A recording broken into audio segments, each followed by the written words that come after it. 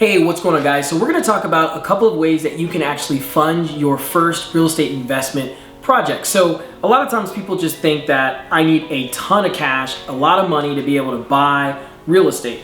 Now, it definitely is a good thing to have reserves and have some money available for just any kind of situation that might occur. But I do want you guys to think outside the box, really create your own box, right? But I want you guys to understand that there are ways for you to fund your real estate deals that don't just require you spending a lot of your own cash. So let's actually kind of just go through a couple of ways. So obviously, way number one is you just using your own cash, right? I mean, if you have $80,000 in the bank, $150,000 in the bank, $40,000, whatever the case is, you can literally just buy the property with your own cash. And that works. People do that. Now, I don't necessarily encourage doing that because if you are trying to actively invest, now if you are playing the slow game where maybe you want to buy one property a year or maybe one property every other year, something like that, and you just want to save up and you just want to buy it cash, hey, that, by all means, there's nothing wrong with that. But if you're definitely trying to scale, it's going to take you, it would be very difficult for you to be able to buy more properties and faster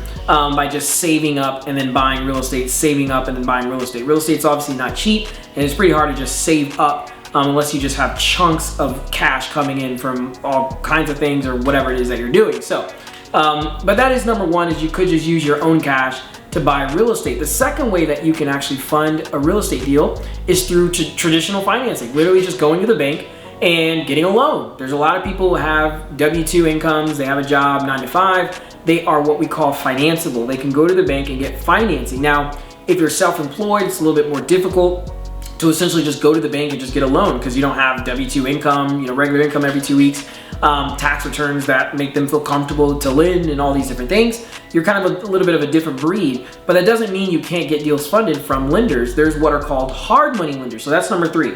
We have use your own cash. Number two, you can use traditional financing. Number three, you can use hard money. So hard money, they're generally called hard money lenders. They're really like institutions or organizations, groups of people that put cash together. Basically a company, a business that's built around lending money. That's literally their job. Like banks, yes, they loan money, but banks have a lot of other services as well that they provide. When it comes to hard money lenders, that's essentially just what they do. They just lend money. We're a hard money lending company. We loan money. So they're definitely going to be much more expensive than using traditional banks, but they are much more readily available. I mean, it is so easy to find a hard money lender these days. They are, oh my gosh. You don't get on a hard money lender's list because they will market to you every single day, every single week. Not necessarily a bad thing, obviously, if you're looking for financing, but I am just stating this because I want you guys to understand that it's not difficult to find funding if you have the right requirements and you have the hustle to just talk to enough hard money lenders that are out there, because they're easy to find. And what you can do is you can find the hard money lender that really best suits you. So you might be a really experienced lender where you can kind of use any hard money lender that you'd like and get the best terms. But if you're brand new and you've never ever done a fix and flip, it kind of limits your ability. It limits the hard money lenders that you can use. Some hard money lenders really kind of require you having a certain amount of flips under your belt for good reason, obviously. But some hard money lenders will actually lend to sort of new investors or buy and hold investors, but they just require a couple other things that you just want to have a conversation with them and figure that out. So again, we have using your own cash, we have traditional financing, and we have hard money loans. Now, the fourth one is actually something that kind of goes over people's head. They don't really realize that this is actually something that they can leverage and they can use, and that's called private money. It will absolutely change the game for you, understanding private money and how you can use private money. Because essentially, what is private money? Private money is really money that comes from anyone privately. That's not necessarily like an institution or like any kind of bank or any sort of organization. It's really just someone who has cash in the bank, and they trust you enough and they're excited enough, they've looked at the numbers with you and they want to lend. Sometimes they don't even, I don't necessarily encourage that, obviously, but I know some individuals that have family members that are just like, hey, I want to help my brother or help my sister, I got some cash, and they'll just lend it, right? That's essentially private money.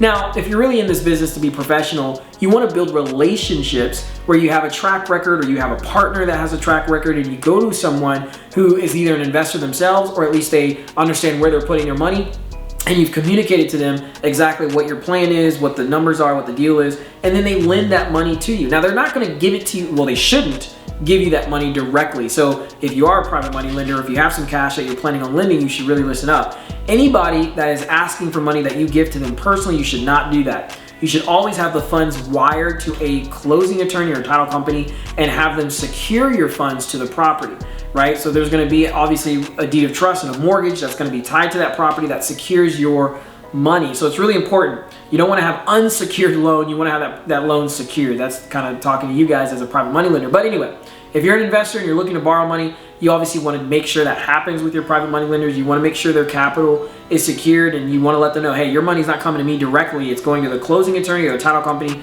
They're going to secure that money to the asset, and then the funds will be released to me because it protects them in the case that you disappear off the face of the earth and get abducted by aliens or something. So anyway, private money lenders are great because they don't really have a lot of the requirements that you would have obviously with a bank, like, you know, tax returns and all these documentations, credit score, all that stuff. A lot of times it's just built off a relationship.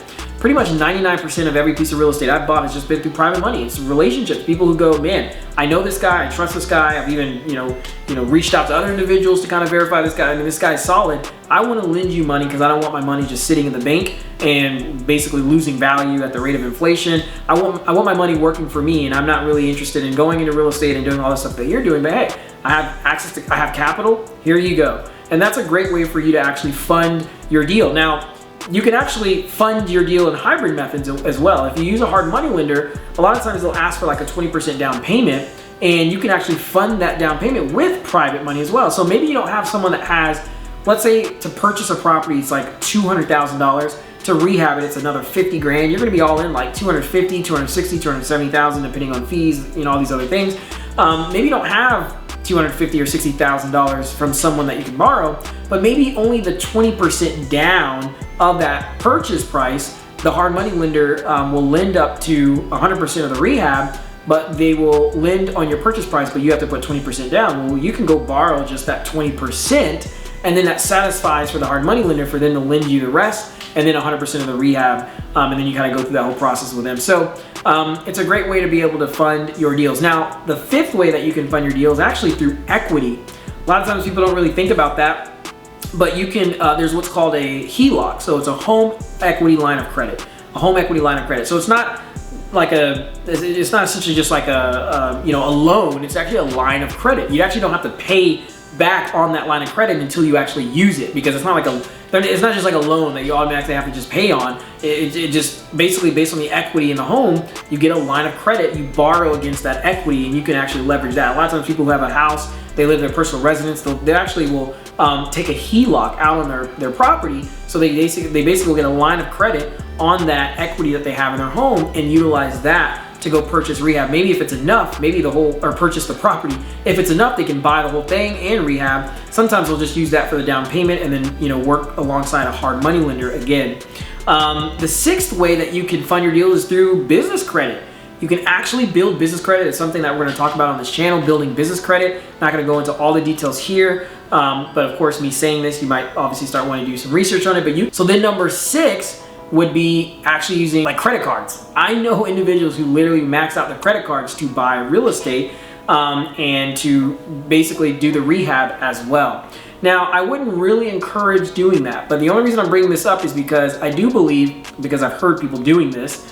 Now again, I'm not encouraging you to go do it, but I'm just saying, it's in the words of Jim Rohn, if it's important to you, you'll make it happen. If not, you'll make an excuse. So the reality is if you're essentially just, you know, flat broke, but for whatever reason you have, you know, enough access to credit, you might be able to get away with buying real estate utilizing credit cards that you have to do rehabs and to actually buy it. You can actually pull against that credit. Depending on what type of credit it is, you can actually obviously convert that to cash and be able to utilize that. Now, the 8th way of funding your first deal is more so a strategy that gets your deal funded, but it allows you to not really focus on you literally funding it yourself. And what I mean by that is you partnering with someone. So a lot of times people are interested in getting involved in real estate, but again, 50% of a watermelon is better than 100% of a grape, right? So what I mean by that is a lot of times people want to kind of go into it by themselves and figure all these things out. It might make sense for you to just partner with someone who has the funds, and literally you just split it 50-50, right? You bring the deal, they bring the capital. that's a great way to really fund your first deal, because you're literally going to partner with someone and give them 50% of whatever the return, the equity is. So an equity play in that sense is really great as well. So those are really like 8 ways that you can really fund your first deal. Now we're going to dive more in depth with a lot of these different ways in a later video, but I just want you guys to have your mind thinking, man, it's not just about paying cash. I don't need to have a boatload of cash to go buy real estate. You can obviously buy real estate. You can fund your deal using your own cash. You can fund it using traditional bank financing. You can fund it using hard money. You can fund it using private money. You can use HELOC on your personal residence. You could use credit cards. You can use you can partner with someone. I mean, there are a lot of different ways that you can fund your first deal. It's just getting creative. And again, in the words of Jim Rohn, if it's important to you, you'll make it happen. If not, you'll make an excuse. So leave any comment down below on some other ways that you found that have worked for you to fund your deals, or maybe there's something that I missed.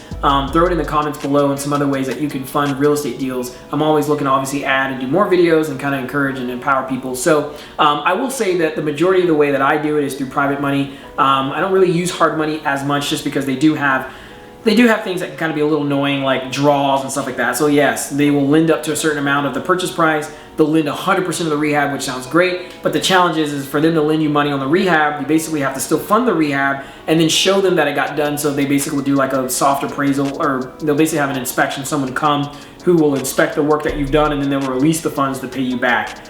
Kind of a little bit of a hassle, right? So that's why I like private money, because essentially the cash is just there and you just get the work done. So, but again, it's just you start where you are. Again, I don't want to hear that. I don't have enough money. But it's not about not having enough money. It's about having creativity, and it's about having persistence, making calls. And if it's important to you, you'll make it happen. If not, you'll make an excuse. So leave some comments below on some other ways that you may know, and would love to add to this video later on if you have something I missed. But other than that, I'll see you guys on the next video.